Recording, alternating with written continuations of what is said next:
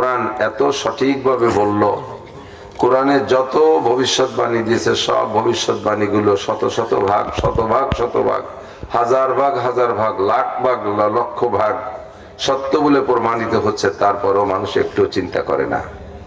এই জন্য আল্লাহ বলেন উলাইকা কাল আনাম, এগুলো গরুর মতো, পশুর মতো। আল্লাহ তো সেই দিনের সেই হালাতটা হবে, বিশ্বাস করে না। আল্লাহ তাআলা 5 শুক্রবার আগে যে একটা ঝাঁকি দিয়েছে, বাংলাদেশে কয়েকটা সংবাদ দেখলাম, সেই ঝাঁকিতে কিছুটা স্মরণ করাই দিয়েছে। ইউটিউবে দেখলাম বাচ্চা নিয়ে বাপে মার্কেটে গেছে, কেনাকাটা চলতেছে, ছোট বাচ্চা বাপের হাতের পাশে দাঁড়ানো। যখনই ভূমিকম্প ঝাঁকি দিয়েছে তখন ছেলের কথা মনে নাই, বাপ ছেলে ফেলাই থুয়ে দিতে ওঠে। যারা দেখছেন তারা সাক্ষী দিতে পারেন। ঘরের ভিতরে বসে রয়েছে বউ বাচ্চা নিয়ে, যখন ঝাঁকি দিয়েছে পুরুষটা ছেলে মেয়ে বউ বাচ্চা সব ফেলাই দিয়ে দৌড়ই সারিয়ে, যার যার চিন্তা সেই সেই চিন্তিত। এর নাম হলো কিয়ামত। এটা হবে ফাইনাল, একেবারে সব শেষ। তো এই কিয়ামত আরবিতে বলে কিয়ামত। কিয়ামত 3 প্রকার। কয় প্রকার? 3 প্রকার। একটা হলো ইন্টারন্যাশনাল কিয়ামত, আন্তর্জাতিক। আর একটা হলো আঞ্চলিক বা কওমি কিয়ামত। কওমি মানে কওমি মাদ্রাসার কিয়ামত তা না, কওম মানে বংশীয় জাতি গোষ্ঠী কিয়ামত। আর একটা হলো পার্সোনাল কিয়ামত, ব্যক্তিগত কিয়ামত। আন্তর্জাতিক কিয়ামতটা মোটামুটি একটু কইলাম। আর জাতি গোষ্ঠী কওমি কিয়ামত হলো দুনিয়ার সব থাকবে, একটা গোষ্ঠীকে শেষ করে দেবে, এক পুরো শেষ। যেমন কওমে আদ, কওমে সামুদ, কওমে লূত, এই জাতি গোষ্ঠীকে আল্লাহ তাআলা শেষ করে দিয়েছে। বাকি সব রয়েছে, ওই একটা গোষ্ঠী শেষ করে দিয়েছে, তাদের কেউ নেই। কওমে লূত বলতে গেলে বলাই লাগে একটু। কওমে লূতের আচরণ, তাদের মারাত্মক 3-4টে গুনাহ। শুধু একটা গুনার কারণেই তাদের ধ্বংস করছে তা না। অবশ্য বাকি যে গুনাহগুলো, সে গুনাহগুলো ওই গুনাহটাকে উদ্বুদ্ধ করার জন্য, ওই গুনার দিকে উৎসাহিত করার জন্য বাকি গুনাহগুলো।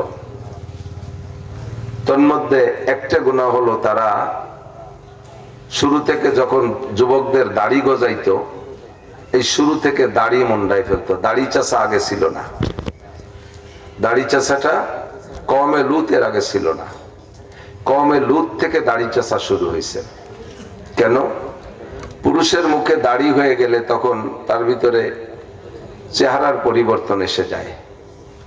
দাড়ি হওয়ার আগে তাদের ভিতরে যেটা আকর্ষণ ছিল, দাড়ি হওয়ার পরে দাড়ি রেখে দিলে সেই আকর্ষণটা থাকে না। ছেলেদের নাবালেগ থেকে সাবালেগে পদার্পণ করার পরে 35-30 পর্যন্ত, বেশিরভাগ 30 পর্যন্ত স্বাস্থ্য চেহারার অবস্থা খুব সুন্দর থাকে। এই টাইমটা মুখে দাড়ি এসে গেলে তখন তার সেই সৌন্দর্য কমে যায়, যার কারণে দাড়ি চাইছা তাদেরকে আমরুদ রাখে। আর এই বয়সটায় দাড়ি মুখে না থাকলে তাদের চেহারা মেয়েদের চেহারার সাথে সাদৃশ্য হয়, রূপ চেহারা খুব সুন্দর হয় দাড়ি না রাখলে। এই জন্যে তাদের মূল উদ্দেশ্য যেটা, সেই চরিত্রটা চরিতার্থ করার জন্য ছেলেদেরকে দাড়ি চাইছে আমরুদ রাখার চেষ্টা করতো, যাতে চেহারার আকর্ষণ ঠিক থাকে। 2 নম্বর, তারা পুরুষরা টাকনুর নিচে পর্যন্ত কাপড় পরতো। এর আগে এটা ছিল না, এটা কওমে লূত শুরু করছে। মেয়েদের পোশাক কাপড় টাকনুর নিচ পর্যন্ত হবে। তো মেয়েদের মতো সাজায় রাখার জন্য পুরুষরা টাকনুর নিচে পর্যন্ত কাপড় পরতো। যে উদ্দেশ্যে এটা পড়াইতো তাদেরকে, সেই চরিতার্থ করার জন্য, তাদের উৎসাহিত উদ্বুদ্ধ করার জন্য আরেকটা কাজ করতো, সেটা হলো গান বাজনা গাওয়া গাই শোনাশুনি করত। গান গাইলে বাজনা বাজাইলে মানুষের ভিতরে যৌন স্পৃহা বাড়ে, যৌন সুরসুরি বাড়তে থাকে। এই 3 ভাবে তাদেরকে উদ্বুদ্ধ করে তৈরি করত। 4র্থ নম্বর যেটা তাদের মূল আশা, সেটা হলো সমকাম। এই সমকামের প্রতি উদ্বুদ্ধ করার জন্য আগে আনুষঙ্গিক এই 3টে কাম করত। তো সমকাম সহ ওই 3টে কাজ আহসানুল ফতোয়ার ভিতরে লিখছে। আমি বেশ আগে একদিন বয়ানের ভিতরে বলেছিলাম, তো কোথায় যেন বলার পরে ঘরে যাওয়ার পরে একটা লোক আমাকে আটকাইছে, কয় যে হুজুর আমি কাহারও কাছে শুনি নাই, আমার লেখাপড়ার মধ্যে দেখিও নাই যে হুজুর আলাইহিস সালাম বলেছেন যে এই তিনটে গুনাহ কওমে লূতের ওই সমস্ত কাজের সমপরিমাণ, এটা আমি দেখি নাই, আপনি কোথায় পাইছেন একটু হাওলা দিতে হবে। তো পড়ার সময় পড়ি, দেখার সময় দেখি এই যে পরবর্তীতে বয়ানে আমার লাগবে, এর জন্য হাওলা কোটেশন দাগ খুঁজতে নম্বর আমার মনে রাখতে হবে, আমি খুব একটা ভাবি না, তো যার কারণে বলতে পারি নাই। শুকরিয়া, গত রমজানে আহসানুল ফাতওয়া মোতালা করতে যাইয়া দেখি যে আলহামদুলিল্লাহ পেয়ে গেছি। হুজুর আলাইহিস সালাম বলেন কওমে লূতকে মূল ধ্বংসের যে কারণটা সেটা হলো তারা সমকামী ছিল, আর তাদের এই সমকামের প্রতি উদ্বুদ্ধ করার জন্য যেই তিনটে গুনাহ ছিল সহযোগী, সেই তিনটে গুনাহ এই তিনটে গুনাহ। হুজুর বলেন আমার উম্মতের মধ্যে এই তিনটে গুনাহ দেখা দেবে, আর এই তিন গুনাহকে সামনে রেখে পাশে রেখে সহযোগী হিসেবে ব্যবহার করে হতে পারে আমার উম্মত কওমে লূতের আমলের দিকে অগ্রসর হবে। কওমে লূতকে তাদের ওই আচরণের কারণে আল্লাহ তাআলা কি করেছেন, জিবরিল আর মিকাইল আলাইহিস সালাম দুইজনকে পাঠিয়ে দিয়ে ৮০ স্কয়ার মাইল জায়গা, তাদের জায়গাটা ভূখণ্ডটা ছিল ৮০ স্কয়ার মাইল, এটার ভিতরে কওমে লূতই থাকতো। হযরত ইব্রাহিম আলাইহিস সালাতু ওয়াস সালামের ভাগ্নে লূত আলাইহিস সালাম, ওনার কওম বিদায় কওমের নাম রাখা হয়েছে লূত। এই আচরণটাকে উলামায়ে কিরাম, এই সমকাম আচরণটাকে উলামায়ে কিরাম লেওয়াতাত বলে লূত আলাইহিস সালামের নামের সাথে মিলিয়ে, তবে এটা আদবের খেলাফ। যেহেতু লূত আলাইহিস সালাম নিজে আচরণ করতেন না, বরং প্রতিবাদের জন্য তিনি গিয়েছিলেন, তো তার কম অন্যায় করতো, সেই কথাটাকে ওনার দিকে নিসবত দিয়ে ওনার নামের সাথে মিলে উচ্চারণ করে, এটা চরম বেয়াদবি ছাড়া আর কিছু না। তো এটাকে সমকামী বলা যায়। এই কাম করার কারণে জিবরিল আর মিকাইল আলাইহিস সালাম যাইয়া ৮০ মাইল জায়গাকে ডানা মাটির নিচে ডাবাই দিয়া সম্পূর্ণ মাটিটা তাদের সহ আকাশে উঠাই নিয়ে গেছে। লূত আলাইহিস সালামের পরিবার চলে গেছে, শুধু ওনার একটা স্ত্রী ছিল নাশজা বেয়াদব, সে গোপনে গোপনে এই সমস্ত কাজের সহযোগিতা করত। পিছন দিয়ে জিবরিল আলাইহিস সালাম তার জুটি ধরে টান দিয়ে এনে কওমের মধ্যে ফেলাইয়া আকাশে উঠাই নিয়ে গেছে। আকাশে নির্ধারিত ফেরেশতা ছিল, প্রত্যেকের হাতে নাম ঠিকানা লেখা সহ পাথর ছিল। এই পাথর দিয়ে উপযুক্ত পিটান দিয়ে আঘাত করে ধ্বংস করে জমিটাকে সম্পূর্ণ উল্টাইয়া মাটির নিচে ডাবাই দিয়েছে। করদে কওমে লূতে রাজে রোজবর, আল্লামা জালালউদ্দিন, আল্লামা ফরিদউদ্দিন আত্তার রাহমাতুল্লাহ পান্দেন আমার মধ্যে শেরে বলেন, করদে কওমে লূতে রাজে রোজবর, আ খুদাওয়ান দে কে হাঙ্গামে সাহার, করদে কওমে লূতে রাজে রোজবর। শেষ রাত্রে, এটা ছিল রাত দুপুরের পরে, আল্লাহ তাআলা এই জমিনটাকে সম্পূর্ণ মাটির নিচে ডাবাই দিয়েছে। ওই কওম শেষ। ৭ দিন ৭ রাত পর্যন্ত কওমে সামুদের উপরে আল্লাহ তাআলা ঝড় তুফান দিয়ে তাদেরকে শেষ করছে। একটা কওম, একে বলা হয় কওমি কিয়ামত, আঞ্চলিক কিয়ামত, গোষ্ঠীগত কিয়ামত। আবার অনেক কওম এভাবে মাটির নিচে ডেবে ঠিক যাবে না, থাকবে তারা দুনিয়ায়, কিন্তু তারা আত্মপ্রকাশ করার মতো থাকবে না। তাদের আমল আখলাক আচরণে আল্লাহ তাআলা তাৎক্ষণিক এমন বালা, এমন বিপদ, এমন আযাব, এমন গজব তাদের ভিতরে দেবে, মানুষ বেঁচে থাকবে কিন্তু পরিচয় দেওয়ার মতো পরিস্থিতি থাকবে না। আমি এতদিন কি করেছি, আমি এতদিন কি ছিলাম, এইটা বলার সুযোগ থাকবে না। তখন শুধু গোপন হওয়ার চেষ্টা করবে। এটাও এক প্রকার কওমি কিয়ামত, এটাও চলতে আছে, চলতে থাকবে। ৩ নম্বর হলো ব্যক্তিগত কিয়ামত। ব্যক্তিগত কিয়ামত, পার্সোনাল কিয়ামত। এটা হুজুর বলেন মাম্মাতা কদ কামাত কিয়ামতুহু। ব্যক্তিগত কিয়ামত হলো যে যেদিন মারা গেল তার কিয়ামত সেদিন হয়ে গেল। আপনি যেদিন মারা যাবেন সেদিনই আপনার কিয়ামত শেষ। ওই মূল বড় কিয়ামত আপনি দেখবেন না। আপনি দেখবেন দ্বিতীয় সিংহা ফুকের পরে হাসরের মাঠে উঠবেন, সেইটা দেখবেন।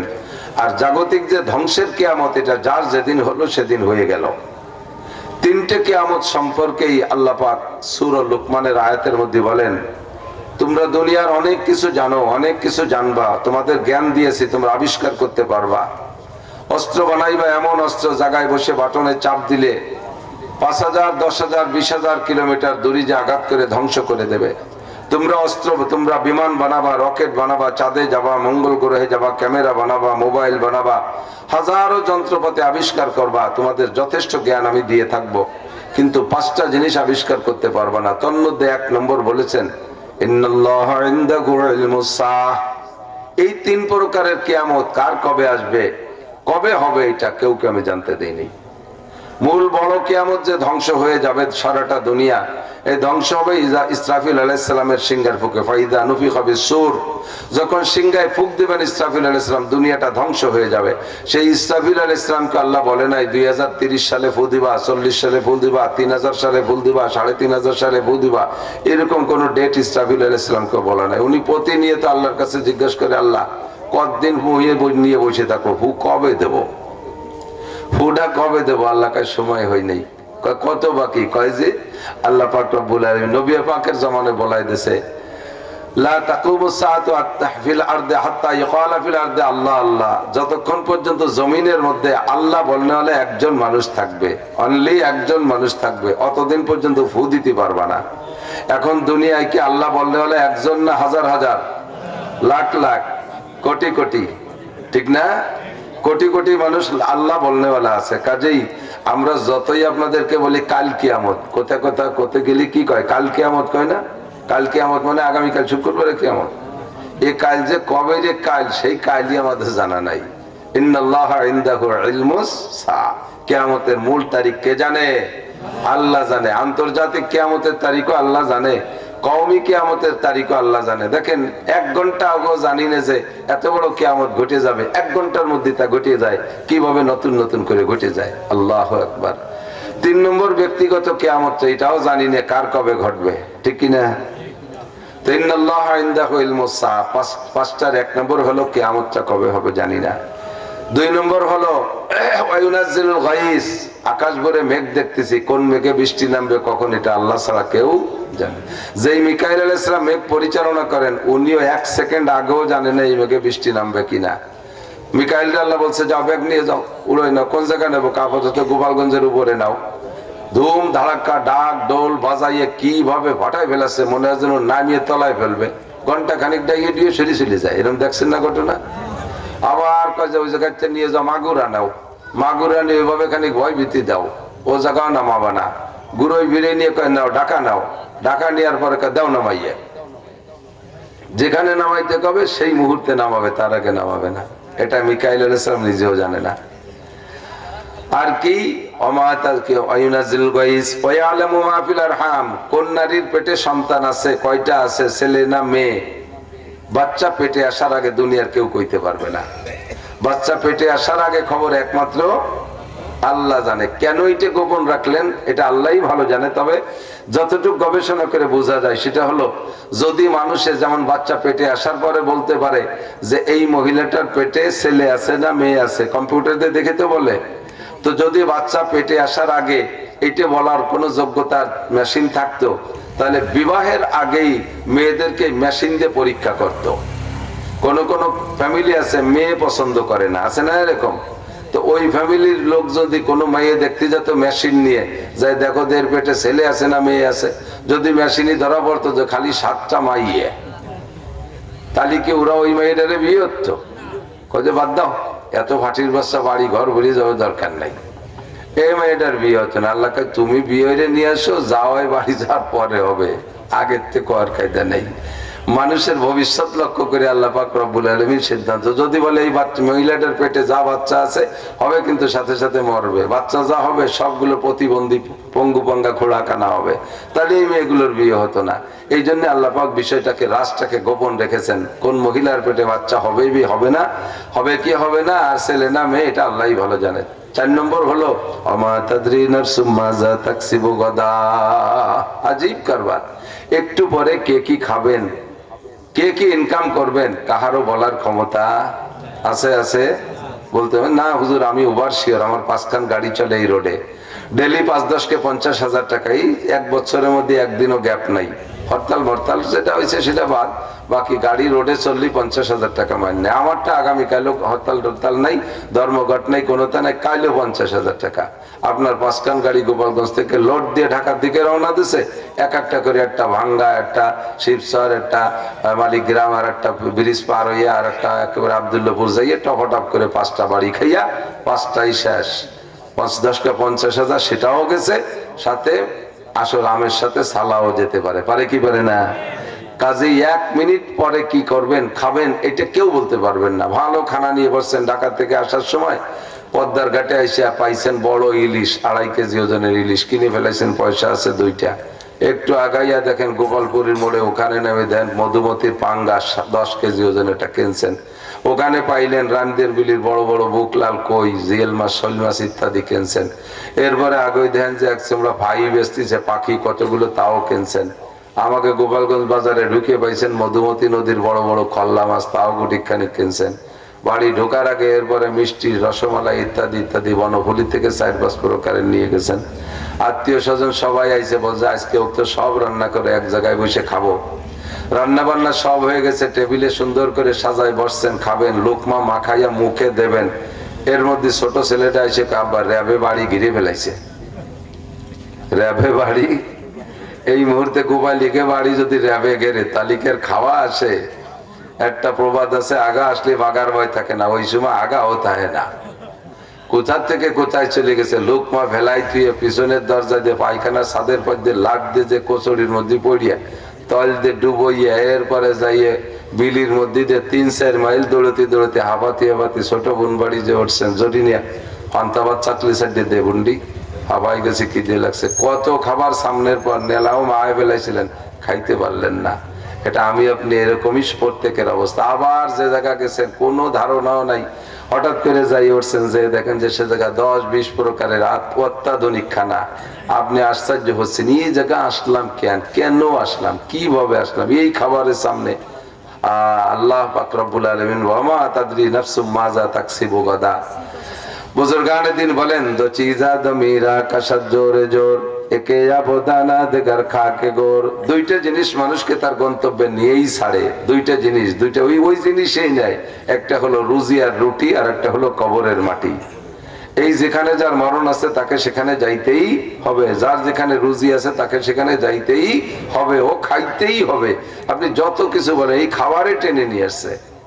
আর 5 নম্বর হলো, এটা আল্লাহ ছাড়া কেউ জানে না। 5 নম্বরটা হলো আমা তাদরি নাফসুম বিআইয়ার দিন তামুত, কে কোন জায়গা মারা যাবেন কেউ বলতে পারবেন না।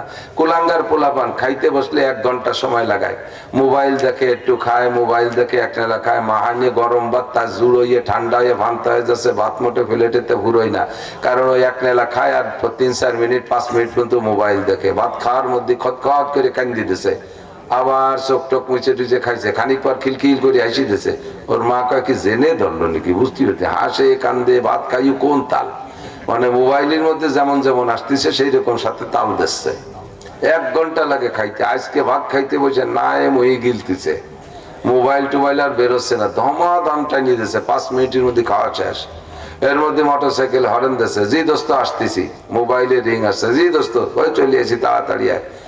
লাগতে যে মোটরসাইকেলে উঠে টাইম দিয়ে বিশ্ব রোডে গেছে, যাওয়ার সাথে সাথে বালির টেরাকে বাড়ি দিয়ে 2 রিসিভ করে ফেলাই দিছে, 2 জায়গায় ডেট। ওর মা কয় তুই অন্যদিন 1 ঘন্টা ধরে খাতি আস, কেন এইভাবে না আমি তাড়াতাড়ি 5 মিনিটে খালি, যদি খাওয়ার মধ্যে সেই 1 ঘন্টা টাইম দেরি করতি তাহলে তো ওই জায়গা জাতি নেই, ট্রাকটা চলে যাওয়ার পরে জাতি। আজকে যে তাড়াতাড়ি খাইছে, কেন খাইছে, ওই জায়গায় আজরাইল আলাইহিস সালাম দাঁড়ায় ডাক দিছে, ফোন দিছে, তাড়াতাড়ি আয়, ঘড়ির টাইম পুরিয়ে গেছে, তাড়াতাড়ি আয়, টাইম দিয়ে নিয়ে গেছে, এই জন্য নাকে মুখী খাওয়াইছে। কথা কি বুঝছেন, টের পাইছেন? কাজেই আমা তাদরি নাফসুম বিআইয়ার দিন তামুত, কে কোন জায়গা মারা যাবেন কেউ জানে না, যাকে যেখানে মরণ আছে তাকে সেখানে যেতেই হবে, সর্বহালাতে আমাকে প্রস্তুত থাকতে হবে। ভবানীপুর মাদ্রাসায় গিয়েছিলাম গত বছর না তার আগের বছর, যেন হযরত মাওলানা আব্দুল মালিক সাহেব, বর্তমান বাইতুল মোকাররমের খতিব সাহেব এসেছিলেন গত বছরে। ওনার হাদিসের দর্শে বসছিলাম, আজীব এক কারবার দেখলাম আমি। ওনার থেকে আমি অবশ্য শুনি নাই, কিন্তু আমি কোরআন হাদিসের বিশ্লেষণে এবং নিজের অভিজ্ঞতাকে ওনার আমলের সাথে মিল করে দেখলাম। ঘটনাটা হলো, উনি হাদিস পড়াচ্ছেন, বহুত বড় বড় উলামায়ে কেরাম সব বসে, আমাদের আলী আহমদ শাহ হুজুর বসা, বড় বড় উলামায়ে কেরাম গোপালগঞ্জের যা ছিল সবই বসছে সামনে। তো আমরা তো সবাই বুখারীর মুহাদ্দিস হাদিস কতজন আছি, মুহাদ্দিস শাইখুল হাদিস আছি, তো ওনার ক্লাসে বসে কেমন একটা এক আজীব কারবার দেখলাম। অন্য কেউ খেয়াল করছে কিনা আমি জানি না, উনি হাদিস পড়াচ্ছেন, হাদিস পড়ানোর ফাঁকে ফাঁকে দেখি উনি পড়ে ওঠে আস্তাগফিরুল্লাহ আস্তাগফিরুল্লাহ লা ইলাহা ইল্লাল্লাহ আস্তাগফিরুল্লাহ লা ইলাহা ইল্লাল্লাহ, আবার পড়ায়। আমার কিছুক্ষণ আলোচনার ভিতর দিয়ে টপ করে আবার আস্তাগফিরুল্লাহ ওয়া আতুবু ইলাইহি লা ইলাহা ইল্লাল্লাহ। পরে আমি মিল করলাম নিজে নিজে, ওনার সাথে শুনতে সময় পাইনি, এইটাই যে হাদিসে আসছে, নবী পাক বলেন মান কানা আখিরু কালামিহি লা ইলাহা ইল্লাল্লাহ ফাদাখালাল জান্নাহ, যে লোকটার মরণের আগে জীবনের শেষ কলেমা হবে লা ইলাহা ইল্লাল্লাহ, ওই লোকটা যেন জান্নাতে চলিয়াই গেল। হাদিস পড়াইতেছি, হাদিসের ফাঁকে ফাঁকেও আল্লাহর বান্দা কলেমা লা ইলাহা ইল্লাল্লাহ পড়ে প্রস্তুত থাকে।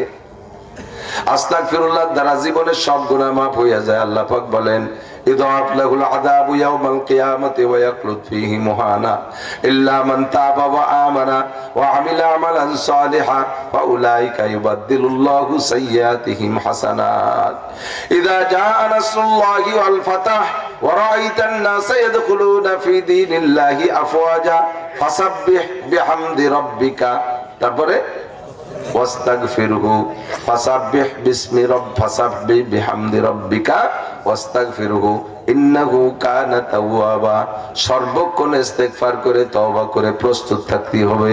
আর তওবার দ্বারা আল্লাহ পাক বিগত জীবনের সব গুনাহ মাফ করে দেন। তওবার দ্বারা আল্লাহ গুনাহ মাফ করে দেয় পর্যন্ত সমস্যা শেষ হন না, ক্ষান্ত হন না। আল্লাহ পাক বান্দার জীবনের যত গুনাহগুলো তওবার দ্বারা ক্ষমা করে দেন, গুনাহ সংখ্যা পরিমাণ আবার সঙ্গে সঙ্গে নেকিও দিয়ে দেয়। হাদিস পড়ান বান্দা, আল্লাহর বান্দা, বহুত বড় মুহাদ্দিস, ফাঁকে ফাঁকে লা ইলাহা ইল্লাল্লাহ পড়ে মরার জন্য প্রস্তুতি নেন, ফাঁকে ফাঁকে আস্তাগফিরুল্লাহ ওয়া আতুবু ইলাইহি তওবা পড়ে পিছনের গুনাহগুলো মুছে পরিষ্কার করে রাখেন। এত বড় মুহাদ্দিস যার জিন্দেগির দুনিয়ার কোন একটা মুহূর্ত আমার মনে হয় ইবাদত বন্দেগী আর কোরআন হাদিসের ভিতরে সবল ছাড়া কাটে না। এই লোকটা যদি সর্বক্ষণ প্রস্তুত থাকতে পারে, আমার আপনার প্রস্তুত থাকার দরকার আছে না নাই? এই জন্য কাজ কর্মের ফাঁকে ফাঁকে একটু আমার কিয়ামত এনি টাইম এসে যেতে পারে, আমার ব্যক্তিগত জীবনের কিয়ামত এনি টাইম এসে যেতে পারে, কাজেই সর্বক্ষণ আমাকে প্রস্তুত থাকা দরকার। আস্তাগফিরুল্লাহ, একটু পড়ে বলি আস্তাগফিরুল্লাহ, অন্তর থেকে বলি আস্তাগফিরুল্লাহ, মুখে আস্তাগফিরুল্লাহ। এটা জাস্ট তওবা বোঝানোর জন্য একটা ভাষা তৈরি করা হয়েছে। মূলত তওবা আর ইস্তেগফার হলো আন্তরিক তওবা। আমি জীবনে যত গুনাহ করেছি কোনো সেই সব গুনাহ আর করব না। দাড়ি কাটার অভ্যাস আছে যারা, কওমে লুতের স্বভাব, আমি দাড়ি আর কাটবো না। টাকনুসিয়ে প্যান্ট পাজামা লুঙ্গি পরার স্বভাব যাদের পুরুষরা, আমি সেই গুনাহ থেকে তওবা করলাম, আমি আর কোনোদিন টাকনুসিয়ে পোশাক পরবো না। আল্লাহু আকবার। গান বাজনা শোনার স্বভাব কওমে লুতের স্বভাব, যেই গুনার কারণে আল্লাহ তাদেরকে মাটির নিচে ডাবায় দিয়েছিলেন। আমি জীবনে কোনোদিন গান বাজনা ফেসবুক, ইউটিউব আর ডেক্সার বক্সার মাইকের মাধ্যমে, রেডিও টেলিভিশনের মাধ্যমে আর কোনোদিন গান বাজনা শুনবো না। এর থেকে তওবা করা। হারাম খাওয়ার অভ্যাস আছে, সুদ খাওয়ার অভ্যাস, ঘুষ খাওয়ার অভ্যাস, সুদে লেনদেন করার অভ্যাস আছে। মুখে হাজার কোটি বার আস্তাগফিরুল্লাহ পড়লে কাম হবে না। আগে আপনাকে গুনাহ ত্যাগ করে আসতে হবে, গুনাহ থেকে মনটাকে পরিপূর্ণ ফিরে এনে তারপরে আপনাকে মুখে আস্তাগফিরুল্লাহর দ্বারা ওইটাকে বাস্তবায়ন করতে হবে। আপনার জিন্দেগিতে যত, আমার জিন্দেগিতে যত গুনাহ আছে সমস্ত গুনাহ থেকে ইস্তেগফার আর তওবা। গুনাহ করেছি ক্ষমা চাই, তওবা মানে ভবিষ্যতের জন্য অঙ্গীকার। খেয়াল করি, তওবা মানে ভবিষ্যতের জন্য প্রতিজ্ঞা। আল্লাহ আর সামনে গুনাহগুলো করব না, এমন করে যদি পাক্কা তওবা করেন আর তওবা যদি আল্লাহ কবুল করেন, তাহলে আপনার পিছনে সব গুনাহ নেকি হয়ে যাইবে। তওবা কবুল হইছে তার একটা প্রমাণ একটু শুনে নেন। আপনি যে গুনাহ থেকে তওবা করেছেন, মরণের আগে যদি আর সেই গুনাহ কোনোদিন না করেন, যে গুনাহ থেকে তওবা করেছেন সেই গুনাহ যদি মরার আগে কোনোদিন না করেন, তাহলে বুঝবেন তওবা কবুল হইছে।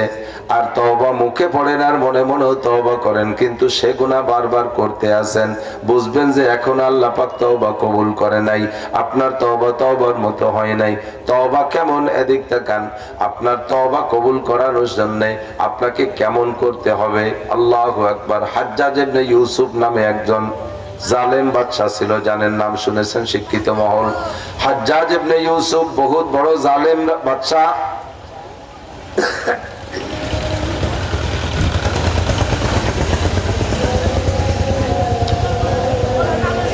ও গেছে কাবাঘর তওফ করতে, মুসলমান নামে, মুসলমান, কলেমা পড়া মুসলমান, কিন্তু বাদশা হিসেবে জালেম। বহুত আলেম উলামারে মারছে, বহুত ধর্মীয় প্রতিষ্ঠান ধ্বংস করছে, বহুত আলেমুল আমাকে জেল হাজতে দিয়ে কষ্ট দিছে। আবার মুসলমান হজও করে, উমরাও করে, মাঝে মাঝে কাবা করে। আমাদের দেশে তো এরকম অনেকেই আছে আলহামদুলিল্লাহ। হ্যাঁ, আকাম কুকামের গুরু আবার মাঝে মাঝে দল ধরে উমরায় যায়। গুমরারা উমরা করে কেমন যেন পাক সাফ হয়েছে, আইসে ও বাসা যাইও যা, আইসিও তাই। মাঝে মাঝে মনে উঠলে একটু কোয়া লাগে। 19 সালে সরকারি প্যাকেজে হজ পাইছিলাম। আব্দুল্লাহ মিয়া গুছাই গেছে, 58 জন আলেম নিছিল, আমারও নিছিল। তা আরাফাতের ময়দানে যাইয়া তুমুল বৃষ্টি, তাবুর মধ্যে আটকে গেছি। এমন বৃষ্টি আমি জীবনেও দেখিনি। বাংলাদেশ তো বৃষ্টির দেশ, বহু বৃষ্টি বাংলাদেশে 56-57 বছর বয়সে দেখছি, কিন্তু আরাফাতের মাঠের বৃষ্টি আর ওই যে ঠাটা পড়া, এও আমি শুনি নেই। আমাদের বাংলাদেশে জীবনে সবচাইতে বেশি ঠাটা পড়া, বিদ্যুৎ চমকানোর আওয়াজ শুনছিল সিডারের রাত্রে। মনে আছে নাকি সিডারের রাত 2007 সাল? তো আমি আরাফাতের ময়দানের মতো ওরকম শব্দ অত জোরেও পাইনি আর অত ঘনও পাইনি। ওই বছরে এমন পড়া পড়ছে, মরুভূমির বালি ভিজিয়ে আরাফাতের মাঠে হাঁটু পানি জমে গেছে 2 ঘন্টা বৃষ্টিতে। তালি বোঝেন বৃষ্টির সাইজ কেমন ছিল। বাইরে দাঁড়ানো যায় না, বৃষ্টির ফোট শিলির মতো একটা। তো তাবুর মধ্যে আটকে গেছি আমরা 58 জন। হুজুরও যে তাবুতে, সেই তাবুতে আব্দুল্লাহ মিয়াও ছিলেন রহমতুল্লাহ আলাইহি। তারপরে স্পিকার ছিলেন 2 জন, তারপরে বিমান মন্ত্রী, জনপ্রশাসন মন্ত্রী, এরপরে সচিবরা ছিলেন, ডিসিএসপিরা ছিলেন অনেক। কারণ বসে বসে যখন কাজ নাই, বাইরে জাতি পারতেছেন, এক জায়গায় বসে কতক্ষণ গল্পে, যার যার কায়দায় গল্পে লেগে গেছে। আমাদের মন্ত্রী মহোদয় মিয়া হুশিয়ার মানুষ, তো উনি যেন কোত্থেকে হ্যান্ড মাইক একটা সংগ্রহ করে, এবার বক্তার তো অভাব নাই, বাংলাদেশের বাছাই করা বক্তা সবই ওর মধ্যে। হাবিবুর রহমান যুক্তিবাদীও আছে, তারপরে সরসিনের প্রিন্সিপাল আছে, চরমুনার পিসাব আছে, তারপর আমরা সবাই আছে, হাটাজারি হুজুর, পটিয়ার হুজুর, লালবাগের হুজুর, সব হুজুর। তো ধরে ধরে এক একজনের নিয়ে বসায় দিয়েছে। ব্যাটিং যা গুছাই গেছে, ব্যাটিং দিয়ে চেয়ার বানাই বসায় দিয়েছে। এক একজন ওই হ্যান্ড মাইক দিয়ে হজ করতে হবে। তো 5-6 জন হজ করার পরে আমারে দেশে তুমি কও। আমি এত বড় হুজুরকে মধ্যে ছোট মানুষ কি কবে? তা আমি কইলাম কি, যে আমরা এখান থেকে যদি হজ্জে মাবরুর বাড়ি নিয়ে যেতে পারি, কবুল হজ, হজ্জে মাবরুর মানে কবুল হজ, তাহলে এর প্রতিদান আর কিছু না, একমাত্র জান্নাত। আল্লাহ তাআলা বান্দার বিভিন্ন সময় বান্দার কাছে আসে। তো হাদিসে পাওয়া যায়, আরাফাতের ময়দানে আল্লাহ বান্দার যত নিকটে আসে, আর দুনিয়ায় কোনো ইবাদত নাই, কোনো রাত নাই, কোনো দিন নাই যে সেই দিন এর চাইতে বেশি কাছে আসে। আরাফাতের ময়দানে আল্লাহ একেবারে নিকটে চলে আসে। তাহলে আল্লাহ আমাদের সবার খুব কাছে আছে। তো এই মুহূর্তে আমরা একটা কবুল হজ আল্লাহর সাথে যোগাযোগ করি, আল্লাহর এতে কবুল করায় নিয়ে যাব। এতে আপনারা কি বলেন? সবাই বলে জি হুজুর, এই ডেই হোক, কবুল ডাই হয়ে যাক, আজকে হজ্জে মাবরুর আল্লাহরে দাঁড়ে দাঁড়ে পাইয়ে কবুল হজ কবুল করায় নিয়ে যাব। তো বললাম যে হজ কবুল হয়েছে এর একটা প্রমাণ আমি বলবো? তো জি হুজুর বলেন। আমি বললাম হজ কবুল হয়েছে এর প্রমাণ হলো, এই হজে আসার আগে বাংলাদেশে থাকতে যা যা আকাম করছেন, হজেরতে যায় যদি তাই না করেন, তাহলে বুঝবেন যে এই যাচ্ছে হজ্জে মাবরুর নিয়ে বাড়ি আইছেন।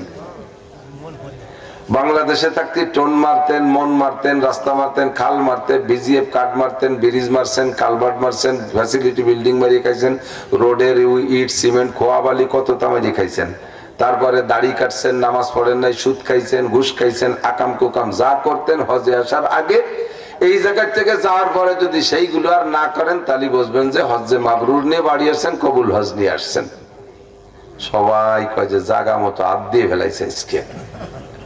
হজের শেষে ওই জায়গাতে যাওয়ার পরে গেলাম শয়তান মারতি জামরায়, বোতল ভরে পাথর নিয়ে যাইতো। পাথর মানে এত বড় একটা কান্না, ছোট ছোট কঙ্কার, বোতলে এক বোতলের ভিতরে 200 নিয়ে যায়। ওই পানি খাওয়া বোতল, পথ ভরে বোতল পাওয়া যায়। ওই পাথর গুলো সংগ্রহ করতে মুজদালে পারতে।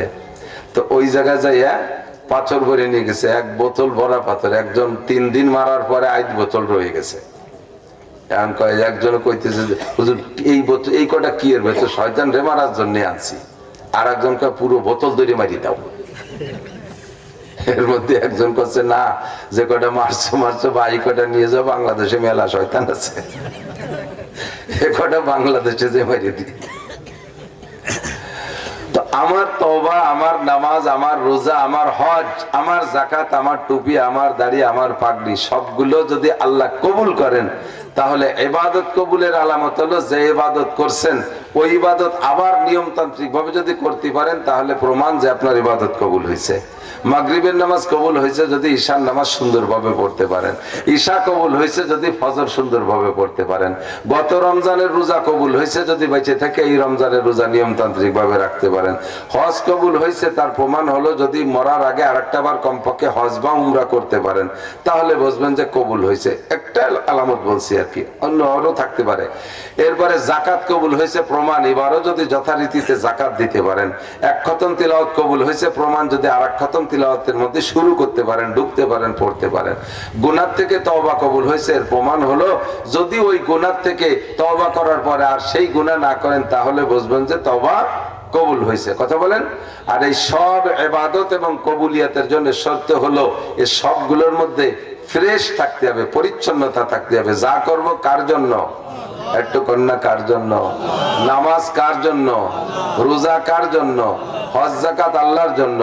টুপি দাড়ি পাগড়ি কার জন্য? একটু বলেন কার জন্য? জিজ্ঞেস করছে আপনি তো আগে নামাজ পড়তেন, এখন দিয়ে মসজিদে আসেন নামাজ পড়েন, ঘটনা কি? কয় যে বাড়ি কি করব, বিটি গেজালায় বাড়ি ধার কাজে আছে নাকি? তাহলে এই যে মসজিদে নামাজ পড়তে এসে এটা আল্লাহর জ্বালায় না কাজ জ্বালায়? বিটি গেজালায়। এই ইবাদত কি আল্লাহর জন্য হয়েছে নাকি? কথা কন না কে? আপনি তো আগে দাড়ি রাখতেন না, তো ভালোই বড় দাড়ি। কয় যে এই বয়সে দাড়ি না রাখলে মানসি কি কয়?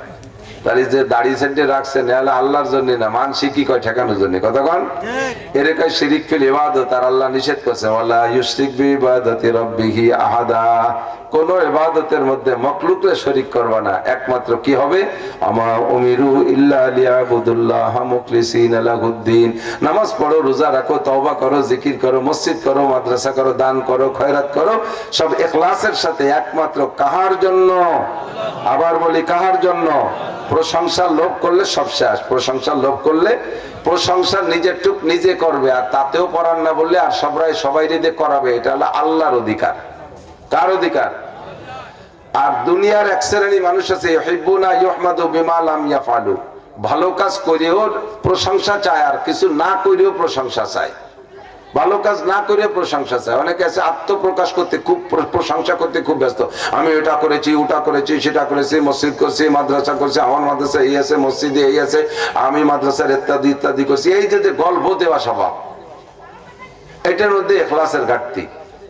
আমি যে ভালো কাজ করছি এটা মানুষে বলুক, কতক্ষণ না বলে না বলুক, না বলে বরঞ্চ নাই বলুক।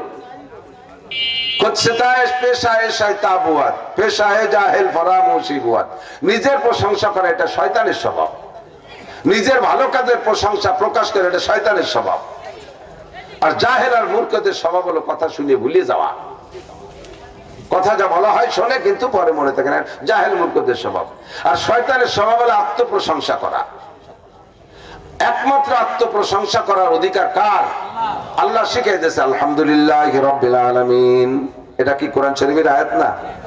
কোরআন শরীফের আয়াত না? আল্লাহ কয় তুমি আমার প্রশংসা করবে, আলহামদুলিল্লাহি রাব্বিল আলামিন। সব প্রশংসা আল্লাহ। আল্লাহ তাআলা মানুষকে শিখিয়ে দিয়েছে এই ভাষায় প্রশংসা করো। এরপরে নিজেই বলেন আমি এটা করেছি, আলাম নাজাল্লাহু আইনাইন ওয়া লিসানা ওয়া শাফাতাইন ওয়া হাদাইনাহু নাজদাইন। তোমার চোখকে আমি দেই নাই, তোমার জিহ্বা আমি দেই নাই, তোমাকে এত এত নিয়ামত আমি দেই নাই, তোমার এগুলো আমি দেই নাই। এটা বলার অধিকার আল্লাহ। আমি এটা করেছি, আমি সেটা করেছি, আমি ওটা করেছি, এই গল্প দেওয়া এটা সম্পূর্ণ শিরিক। জীবন ভরে করে যাব আমি মাদ্রাসা করেছি, আমার মাদ্রাসা এই আছে, ওই আছে, সেই আছে, সাটকি চাটাম। যা করবো মানুষের কাছে প্রশংসা পাওয়ার জন্য আমি শূন্য হাতে চলে যাব। আমার প্রতিষ্ঠান থেকে অন্য মানুষ দামি হয়ে তারা বড় বড়, তারা জান্নাতি হয়ে চলে যাবে, আমি খালি হাতে উঠতে হবে। কারণ আমার এই কাজগুলো আল্লাহর জন্য করিনি, মানুষের কাছে নিজেকে প্রকাশ করার জন্য। আর মানুষের কাছে হ্যাঁ জি হুজুর এটা করেছেন, ওটা করে, ঠিক আপনি জম্মের হুজুর, আপনি জম্মের হুজুর। এই জম্মের হুজুরটুক শোনার জন্য গল্প মারা, এগুলো বাদ। যা করবো কার জন্য?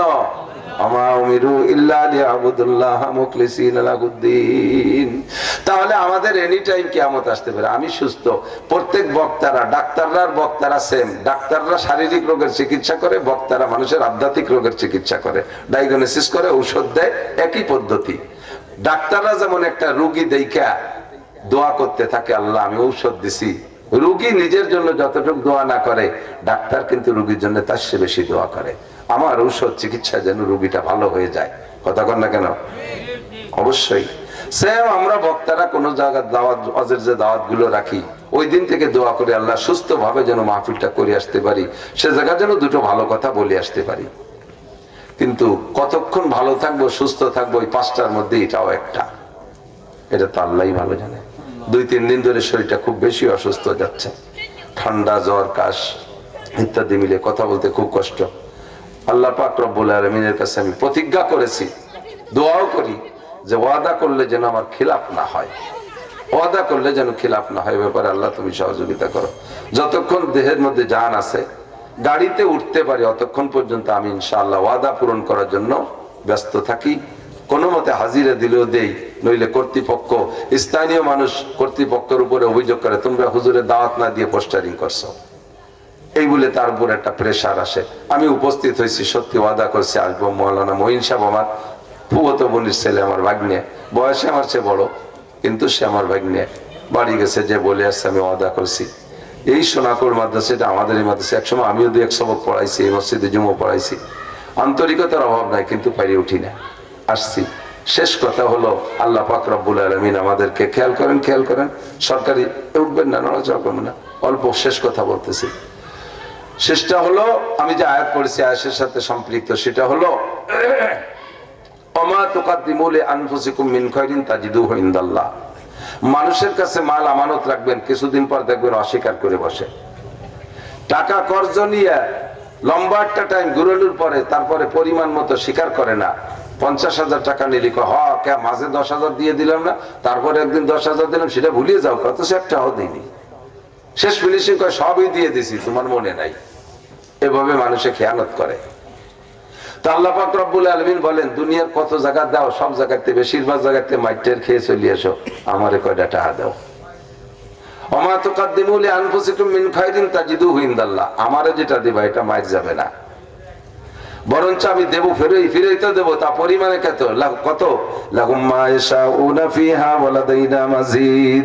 তুমি যে কয় টাকা দিছো ওই কয় টাকা আগে বুঝাই দেবো, দেওয়ার পরে কবে যে এইটুকু আমি অতিরিক্ত দিলাম।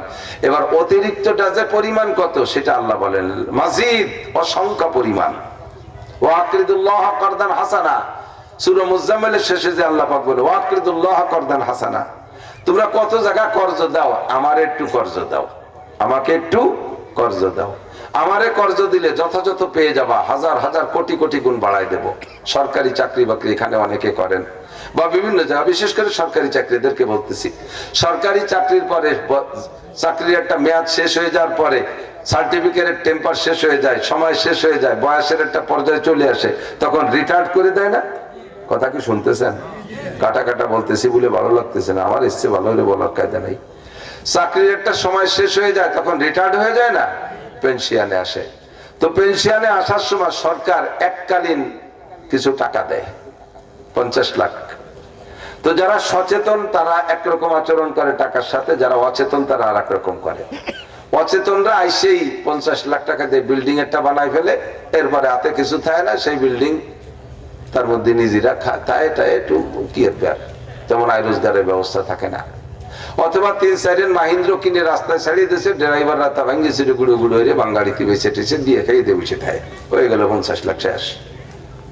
আর সচেতন যারা তারা কি করে, 50 লাখের 25 লাখ টাকা দিয়ে, শহরের মাঝে তো 25 লাখ টাকায় জায়গা হয় না, এই শহরতলি নর্মাল জায়গা 25 লাখ টাকা দিয়ে 3 শতাংশ জমি কিনছে, আর 25 লাখ টাকায় বিল্ডিং ও হয় না, 3 ইউনিটের একটা ঘর বানাইছে, যাতে 3টে ফ্যামিলিরে ভাড়া দেওয়া যায়। তো 3 ইউনিটের 3 ইউনিটের একটা টিনশেড ঘর বানাইয়া বুড়ো কালে এই 3টে ইউনিট 3টে ফ্যামিলিরে ভাড়া দেয়। 3 ফ্যামিলি থেকে 3-10 30,000 অথবা 15,000 টাকা যাই আসুক, মরাকাল পর্যন্ত বুড়ো বুড়ি দুইজনের ছেলে মেয়ের কাছে আর মোকাপেক্ষি হওয়া লাগে না, চিন্তা করা লাগে না, ওখান থেকে যা ভাড়ার টাকা আসে তাই দিয়ে ওষুধ পানি খাওয়ার দাবার খাইয়া মরতে পারে। এরা হলো সচেতন, এরকম বহু মানুষ আছে, ঠিক না? আল্লাহ পাক, নবী পাক সাল্লাল্লাহু আলাইহি ওয়াসাল্লাম এই কথাই বলেন, তুমি যতদিন দুনিয়ায় বেঁচে আছো, যা ইবাদত করতেছো এর বেতন নগদ দিচ্ছি। 5 ওয়াক্ত নামাজ পড়ো, 5টা পুরস্কার, একটা পুরস্কার রুজি। তুমি রমজানে রোজা রাখো, তার আখিরাতে পুরস্কার, একটা পুরস্কার রুজি, ইজাদু ফিহি রিজকুল মুমিন, রোজার কারণে মুমিনের রিজিক বাড়াই দেওয়া হয়। তুমি হজ করছেন, মূল প্রতিদান আখিরাতে, তার একটা প্রতিদান আমি দুনিয়ায় রাখি, হজের বিনিময় হাজিদেরকে দুনিয়ায় আমি মরাকাল পর্যন্ত অভাব দেই না। যাকাত দেছো, যাকাতের মূল প্রতিদান আখিরাতে, তবে যাকাত ইউজাদুল মাল, যাকাতে মাল বাড়াইয়া দেয়। এই যাকাতের বিনিময় তুমি যে প্রতিদান পাচ্ছ তা দিয়ে খাচ্ছো। এক কথায় যা ইবাদত করছো এর একটা বেতন নগদে নগদে ডেলি খরচ করে ফেলতেছো রুজিরে যে খাওয়া দাওয়ার মধ্যে দিয়ে। একদিন তুমি মরে যাবা, ইজা মাতাল ইনসান, মানুষ মারা যাবে, তখন তোমার চাকরি শেষ, তখন তোমার আর